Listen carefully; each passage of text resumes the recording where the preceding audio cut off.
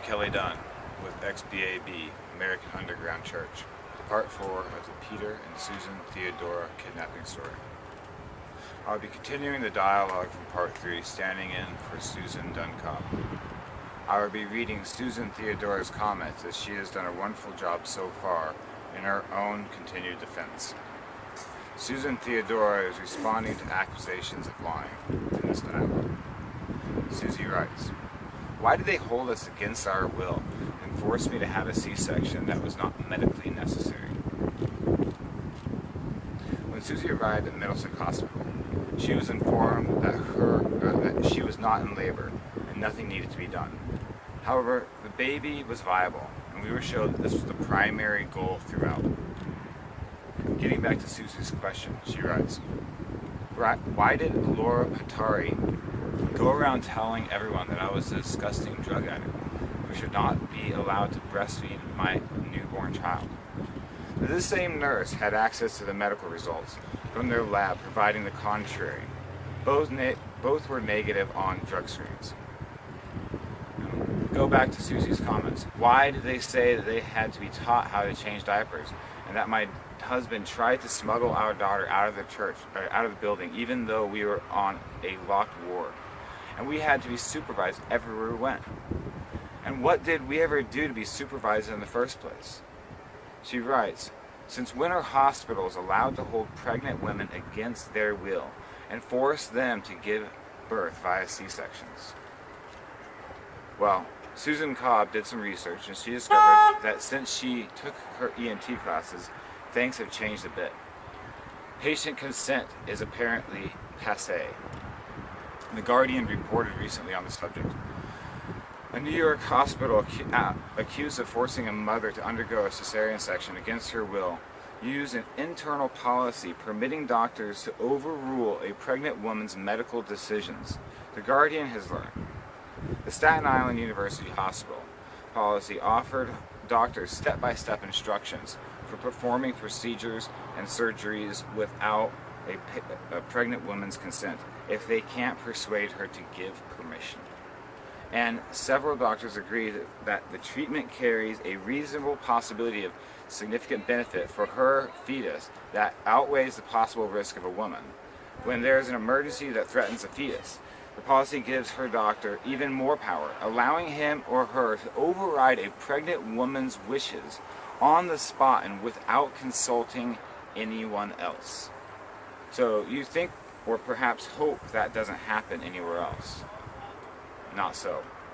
In regards to a lawsuit of a Miss Dre, this article states, "She is far from the first woman to claim doctors used threats and coercion trying to force her to have a cesarean section. In 2003, researchers surveyed the maternal fetal medical directors of 42 hospitals and learned that 9 cases in which the hospital forced a pregnant woman to undergo treatment using a court order. 1 year later, a Pennsylvania hospital obtained a court order allowing doctors to perform C-sections on a woman over her objections. The woman checked out of the hospital and delivered her baby vaginally without any complications at another hospital. This abhorrent behavior has been going on for far too long. It will continue to persist unless we stop it." But let's get back to Suzy and her plight. Suzy writes, "Why did we keep us from seeing our child and then write on their reports that we had to be forced to go see her? Why did they continue to insist that we did not care about our child, even though we emphatically begged and pleaded and cried to see her, and told them how much we loved her and worked so hard to get pregnant with her?" And this one really gets to me, and shows me how far up the tree the conspiracy actually goes. These abductions operate like a well-oiled machine. Why did the neonatologist come in our room the day before our daughter was officially taken from us and tell us that it did not matter what we did or what we signed, that there was no way we were going home with our child for a long time, if ever? At this point, they had not signed anything giving permission for any operation. They were held prisoner immediately upon arrival at the ER. They could not leave under the threat of police incarceration. Doors were locked on their rooms. Again, let's return to Suzy's poignant inquiries. And why is that when we complain to Lisa Selig, one of the caseworker's supervisors, about how these people are lying about us, and we have proof of it that I sent to her, and about them not treating us fairly, she threatened me that I had better not contact her again directly. So much for trusting supervisors and their authority, right? You're on your own, darling, when they steal your child. Suzy writes, in the beginning, we were told that if you kept our mouths shut and cooperated, then they would eventually give us our child back. But if we spoke out about it then, we would lose everything. After we realized that they had been lying all along and had never intended on giving our child back, we started speaking out about them, and they flat out told our lawyers that if we did not stop speaking out against them, that it was going to cost us our child, even though they had already works of adoption here out anyways. Then Senator Matt Lesser began to tell everyone that our story was nothing but a scam to make money on the internet, even though we are the ones who have nearly gone broke spending so much money out of pocket to get our child back from the corrupt system. We have since contacted many other senators in Connecticut, like Chris Murphy, who have told us that it is simply not their problem because we do not live in the state of Connecticut, and that if we want our voices heard, we need to contact someone directly in our state. How is that for being able to kidnap our child in our state, but they cannot offer us any assistance in their state unless it's from one of the lawyers charging us $15,000 to $20,000? Middlesex Hospital staff is harassing and threatening us on the internet, saying it's such a wonderful place. But we have heard just the opposite from tons of people. Many of the staff in Middlesex Hospital seems to really enjoy torturing us while we are there. They watched us beg and plead and cry, and many of them, like Laura Patari, Sarah Lennon, were completely indifferent to our suffering. It was as if they did it all the time, and I have no doubt that they do. But we are not criminals running from anyone like they claim. We are not any of the derogatory things they claimed we were when they stole our 3-day-old infant from the hospital. Their lies about us and their racism is adversely affecting our lives forever, and now we will never get to see our beloved daughter grow up because all the judge does is to take their side. Then after that, they said that they are coming to take our other children too, and they will. Sadly, it's very common, and it does not happen everywhere. And that is why we now have people like me reporting on XBAB, American Underground Church. Connecticut, in the month of May, has already set the date to determine parental rights of their daughter before they even got a guilty judgment against them. That was in June. That's because it is a trial. Parents, you don't get a trial. Your kids are gone, and they don't when they go out the door. Also, because Suzy complained about the way they were being treated to their caseworker supervisor, and because the people they were complaining to were even more corrupt than the ones that they were complaining about. Selig had their Attorney General, Frank LaMonica, file a motion to revoke all parental health information rights to their daughter. The judge just agreed with them. And that is what always happens because the judge is just an administrative hearing officer, only rubber stamping what the private corporation requests.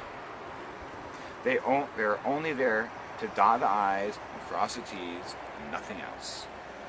State almost killed this baby girl, not just once by dropping her at birth, but by sending her to a negligent foster care. This foster family insisted that they go to a daycare at 8 weeks old because it was free for them, leading her to contract RSV. I would like to add that when you observe the visitation videos, some of them seem to show the affected emotional neglect.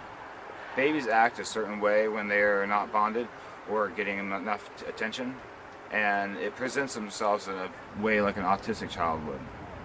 This child is in daycare all day, as many children are, But at night, only one parent is with her.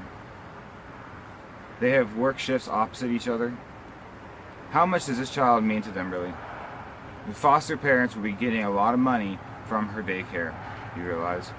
They can have her until she is 18 if they adopt her out, and 22 if she goes to college. Their money will increase substantially if she has a disability. This is usually done through psychotropics. This is how Title IV is set up.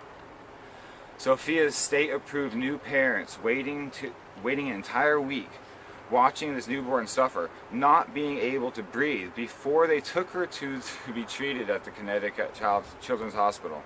And that's how this is where she stayed for a week, fighting for her life, suffering and pain. While the Theodoros were only allowed a 2-hour visit to see her during this time. This is the system we live in. Every time they've seen her since, she's been sick with some kind of respiratory tract infection.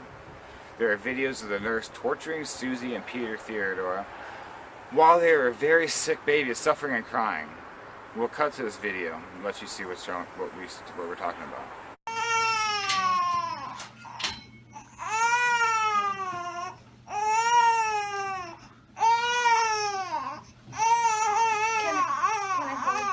Yeah, I try to put a chair over so you can sit down with it.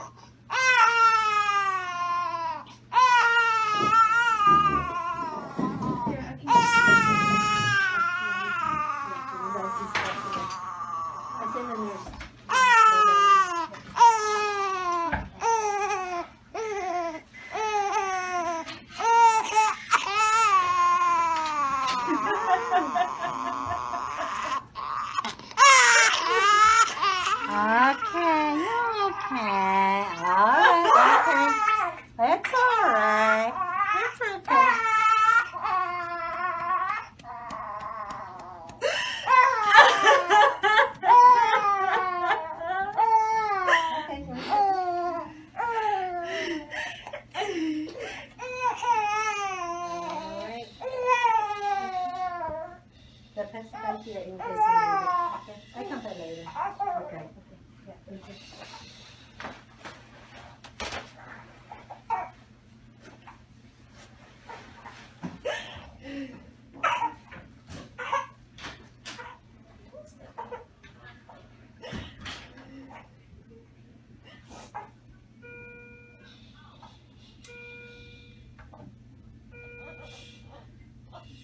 Could you give me a good blanket?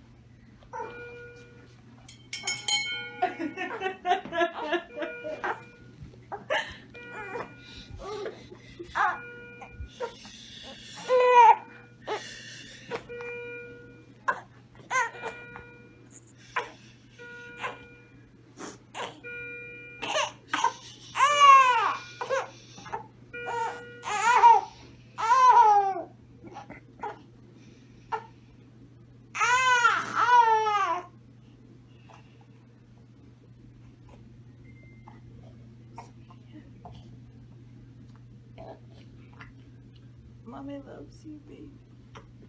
Mommy loves you.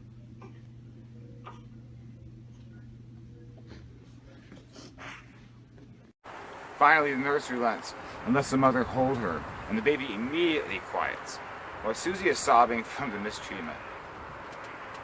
The Theodoros are no longer allowed to know anything about her daughter's health. If anything else happens to her, because they almost killed her so far from substandard daycare that she is receiving. If she is hospitalized for anything, they are not allowed to know what it is, and they no longer need the Theodoros' consent to do medical procedures. She's totally cut out of their life. This is the same way they were able to execute the Ribbenberg baby by lethal injection after he ended up in the hospital after foster care neglect. That's what a Tennessee Judge Shelton, but that's another story, another day. The caseworker, David Friend, and his supervisor, Marie Lavaclet, lied about their visitation with their children. Then he told the judge that they had not been complaint with the visitation, and that the Theodoros obviously did not care about their child. This is the most common complaint heard virtually everywhere involved in these child trafficking systems in all states. People in Connecticut are now threatening that they are going to physically harm the Theodoros if they come back to Connecticut. Sounds like a mob. Going back to Suzy's own words. Suzy cries out, "What are we supposed to do? They have our child and are refusing to send her back to her home state and abide by the Uniform Child Custody and Jurisdiction Act that is supposed to prevent things like this from happening. None of the legislators will help us because they have said it's not their problem. No one will help us. What are we supposed to do?" So I'll leave you tonight with just one simple thought. It's the same thought that Suzy has right now. What would you do?